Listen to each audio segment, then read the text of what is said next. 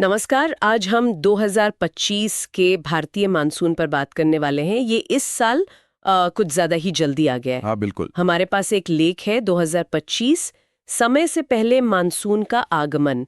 उसी के मुख्य बिंदुओं पर हम आज चर्चा करेंगे। जी। कोशिश करेंगे समझने की कि भाई ये मानसून इतनी जल्दी आया क्यों, इसका असर क्या हुआ है और आगे क्या उम्मीद करें। तो चलिए शुरू करते हैं। हाँ, ये वाकई में काफी दिलचस्प रहा। इस साल केरल में मानसून की आधिकारिक शुरुआत 24 मई को हो गई। 24 मई मतलब सामान्य से 8 दिन पहले। पूरे 8 दिन।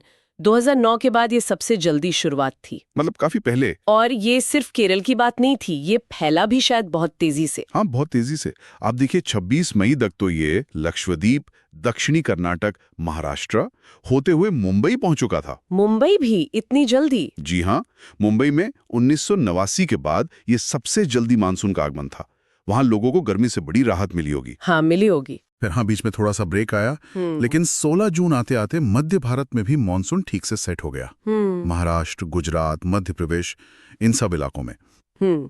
तो मतलब कई सारी चीजें एक साथ हो गई कह सकते हैं, जिसने इसे इतना पुश दिया। क्या थे वो मुख्य कारण? हाँ बिल्कुल, एक तरह से कई चीजों का मेल था। एक तो था मेडिन जूलियन ऑसिलेशन, जिसे एमजेओ कहते हैं। एमजेओ वो क्या होता है? ये उष्णकटिबंधीय मौसम का एक बड़ा पैटर्न है जो धीरे धीरे पूरब की तरफ बढ़ता है। मई में ये बिल्कुल सही जगह पर था अपने सक्रिय चरण में, जिसने हिंद महासागर के ऊपर बादल और बारिश को खूब बढ़ावा दिया। अच्छा, और हवाओं का भी कुछ रोल था। मैंने सोमाली जेट के बारे में सुना था। हाँ, सोमाली जेट जो अफ्रीका के पास से भारत की तरफ नमी लाती है, वो भी इस बार काफी मजबूत थी। उसने अरब सागर से और ज्यादा नमी खींची। ओके। और फिर समुद्र और हवा का दबाव, वो भी अहम था। दबाव मतलब कुछ अलग था इस बार? जी, हवा हमेशा हाई प्रेशर से लो प्रेशर की ओर बहती है ना। हाँ। तो इस साल जो प्रेशर का अंतर था, मस्करीन हाई जो दक्षिण हिंद महासागर में होता है और अरब सागर के ऊपर बने लो प्रेशर के बीच, वो बहुत ज्यादा था। इसने नमी वाली हवाओं को और तेजी से जमीन की तरफ खींचा। अच्छा। और समुद्र का तापमान, वो भी? अरब सागर इस बार सामान्य से कह लीजिए आधा से पौने डिग्री सेल्सियस ज्यादा गर्म था, तो उससे भाप भी ज्यादा बनी। समझ गई। और इन सब को देखकर ही फिर आईएमडी ने पुष्टि की होगी। बिल्कुल। मौसम विभाग के अपने कुछ क्राइटेरिया होते हैं, जैसे पश्चिमी हवाओं की गहराई, कुछ खास स्टेशंस पर लगातार बारिश और बादलों का घनत्व, जिसे वो OLR से मापते हैं। ये सारी शर्तें 24 मई तक पूरी हो गई। ओके। तब उन्होंने घोषणा कर दी कि हाँ, मानसून आ गया है। अच्छा, और वो जो बड़े फैक्टर्स होते हैं, एल नीनो या इंडियन ओशन डाइपोल, उनका क्या असर रहा? अच्छी बात यह थी कि इस बार वो दोनों न्यूट्रल थे। मतलब ना एल नीनो का असर था, ना नेगेटिव आईओडी का। तो कोई रुकावट नहीं आई उनकी तरफ से? कोई रुकावट नहीं। तो मानसून को आगे बढ़ने में एक तरह से खुली छूट मिल गई। और जलवायु परिवर्तन का भी कुछ एंगल है इसमें, लेख में कुछ इशारा था। हाँ, स्रोत ये कहता है कि शायद हिमालय में बर्फ कम होने से जमीन ज्यादा गर्म हुई, जिसने मानसून को और मजबूती से खींचा। और पूरी दुनिया का तापमान जो बढ़ रहा है, हाँ। पूर्व औद्योगिक स्तरों से लगभग 1.2 डिग्री ऊपर, ओके। उसके कारण हवा में नमी वैसे ही ज्यादा है। हाँ। तो बादल शायद जल्दी बन गए। ओके, तो ये तो हो गई वजह। हाँ, अब आते इसके असर पर। जल्दी आया तो कुछ फायदे तो हुए ही होंगे। बिल्कुल हुए। सबसे बड़ा फायदा तो किसानों को मिला। खरीफ की फसलें जैसे चावल, बाजरा, दालें, मक्का, वो जल्दी बो पाएं। पानी के जो हमारे जखायर हैं, जलाशय, उनका लेवल सुधरा, भूजल रिचार्ज हुआ।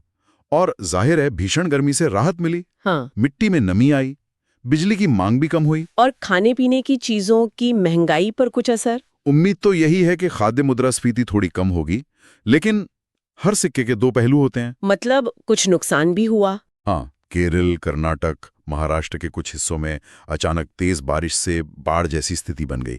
कुछ जगहों पर फसलों को नुकसान भी पहुंचा। तो मतलब एक्सपर्ट सिर्फ जल्दी आने से खुश नहीं है, उन्हें चिंता भी है। सही कह रही हैं आप। वो चेता रहे हैं कि सिर्फ जल्दी आना ही सब कुछ नहीं है। जरूरी यह है कि बारिश पूरे मौसम में ठीक से हो और सब जगह बराबर फैले। ऐसा ना हो कि कहीं बहुत ज्यादा और कहीं सूखा। सही बात है। तो अब आगे के लिए क्या अनुमान है बाकी बचे 2025 के मौसम का? आईएमडी का अनुमान तो यही है कि कुल मिलाकर ये मानसून सामान्य से अधिक रहेगा।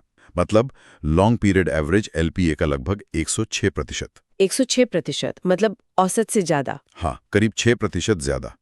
जून के लिए भी उनका अनुमान औसत से 8% ज्यादा बारिश का था। क्या ये बारिश सब जगह एक जैसी होगी? शायद नहीं। उम्मीद है कि मध्य और दक्षिणी भारत में अच्छी बारिश होगी, लेकिन पूर्वोत्तर और उत्तर पश्चिम भारत में शायद सामान्य के आसपास या थोड़ी कम रह सकती है। तो किसानों के लिए सलाह यही है कि अपने इलाके के मौसम पर नजर रखें और उसी हिसाब से बुआई का समय तय करें। बिल्कुल। तो कुल मिलाकर 2025 का मॉनसून कई कारणों MJO, सोमाली जेट, गर्म समुद्र, दबाव का अंतर और साथ में एल नीनो, IOD का शांत रहना, इन सब के मिलने से काफी जल्दी आ गया। इसके फायदे भी हैं, नुकसान भी, लेकिन असली बात यह है कि ये बारिश आगे कितनी टिकती है और कैसे फैलती है। जी, और ये हमें सोचने पर भी मजबूर करता है। क्या जलवायु परिवर्तन के कारण भविष्य में मानसून का ऐसा बर्ताव, कभी बहुत जल्दी, कभी देर से, कभी बहुत अनियमित, क्या ये और आम हो जाएगा? हाँ, ये बड़ा सवाल है। और अगर हाँ, तो हमारी खेती, हमारे शहर, हमारा पानी का पूरा सिस्टम, वो इस बढ़ती अनिश्चितता के लिए कितने तैयार हैं? खासकर जब हमें सिर्फ एक अच्छी शुरुआत नहीं, बल्कि पूरे मौसम में भरोसेमंद बारिश चाहिए।